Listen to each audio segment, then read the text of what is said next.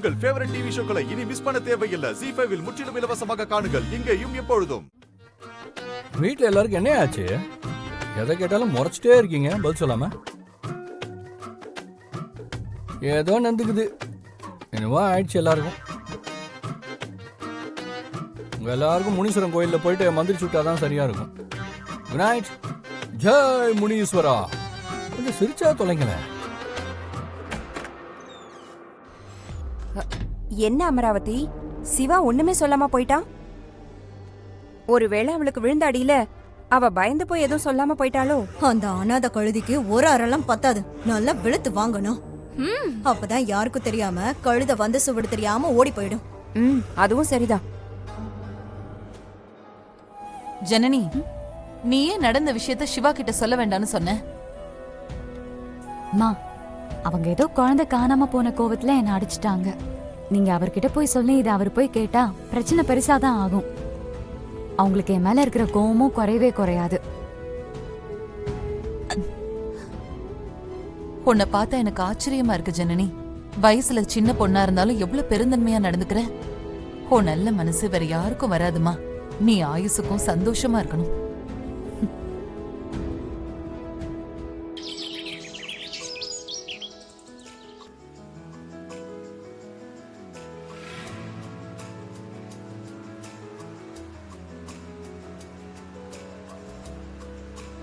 ஜனனி, நீ எப்பவுமே பொதுவா இப்படி டல்லா இருக்கிற கேரக்டர் தானா, இல்ல சடனா இப்பதான் டல் ஆயிட்டியா? ஏன் அப்படி கேக்குறீங்க? இல்ல, எனக்கு உன்ன மாதிரி இப்படி சைலண்டா இருக்கிற கேரக்டர்ஸ் கூட சிங்கே ஆகாது. நீ இப்படியே இருந்திருந்தா நான் எப்படி உன்னை லவ் பண்ணிருப்பேன்னு யோசிச்சு பார்த்தேன். ஓகே, அது ஒன்றும் இல்லை. நான் நல்லா சிரிச்சு பேசுற கேரக்டர் தான். நம்ம ஆக்சிடென்ட்க்கு அப்புறம் தான் அப்படி மாறிட்டேன். அதாவது எனக்கு பழசெல்லாம் மறந்து போச்சுன்னு தெரிஞ்சதுக்கு அப்புறம் இப்படி ஆயிட்டேன், ரைட்டா? அப்படிலாம் இல்லைங்க. வேற? ஆனா அதுவும் ஒரு காரணம் தான். ஏன்னா கல்யாணம் ஆனதுமே ஆக்சிடென்ட் ஆயிடுச்சா, அதுல இருக்கிற ஒரு பயமும் காரணம் தான். புரியுது ஜனனி. ஆனா இந்த ஆக்சிடென்ட் ஆனதுக்கு நீங்க நானும் பொறுப்பு இல்ல. அது ஒரு இன்சிடென்ட் மட்டும்தான். அது நடக்கணும்னு விதி இருந்திருக்கு, நடந்திருக்கு, அவ்வளவுதான். அதுக்காக நீ உன் கேரக்டரையே மாத்திக்கணும்னு எந்த அவசியமும் இல்லை. நீ எப்பவும் போல நீயாவே இருக்கணும், சரியா? சரி. அதையாவது ஜாலியா சிரிச்சுக்கிட்டே தான் சொல்ல. நீ எவ்வளவு டைம் வேணாலும் எடுத்துக்கோ, ஆனா நீ பழைய ஜனனியா மாறணும். சரிங்க. ஏய், சீக்கிரம் போடா.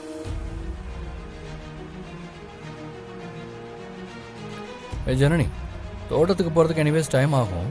ஏதாவது நல்ல பாட்டா கேட்கலாமே. ஓன் சாய்ஸ், நீயே செலக்ட் பண்ண.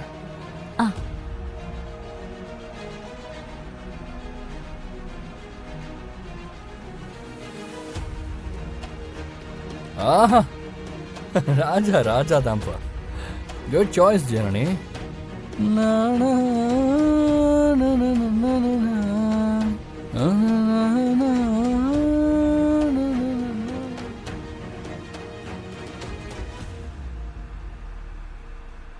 உனக்கு இளையராஜாவோட மியூசிக் எல்லாம் ரொம்ப பிடிக்குமா? எவ்வளவு பெரிய லெஜண்ட் இல்ல அவரு. அவரு மியூசிக் யாருக்கு தான் பிடிக்காது? சரி, நம்ம லவ் பண்றப்ப நான் எப்பவுமே ராஜா சார் பாட்டு கேட்பானா, இல்ல ஏஆர் ரஹ்மான் சார் பாட்டு கேட்பேனா, இல்ல அப்போதைக்கு ட்ரெண்ட்ல இருக்கிற மியூசிக் என்ஜாய் பண்ணுவேனா? உங்களுக்கு எல்லா பாட்டுமே பிடிக்குங்க. கரெக்ட். நான் எப்பவும் எல்லா பாட்டுமே கேட்பேன்.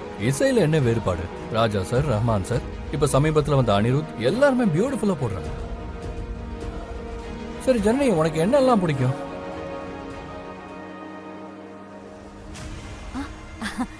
நீங்க சொல்லுங்களேன், அப்புறமா நான் பதில் சொல்றேன்.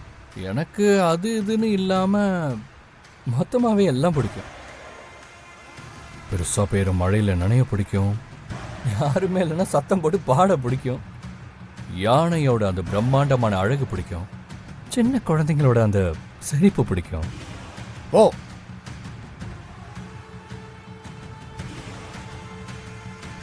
ஜனனி, நான் நிறைய தடவை உன்கிட்ட நம்ம லவ் ஸ்டோரியை பத்தி கேட்டிருக்கேன்.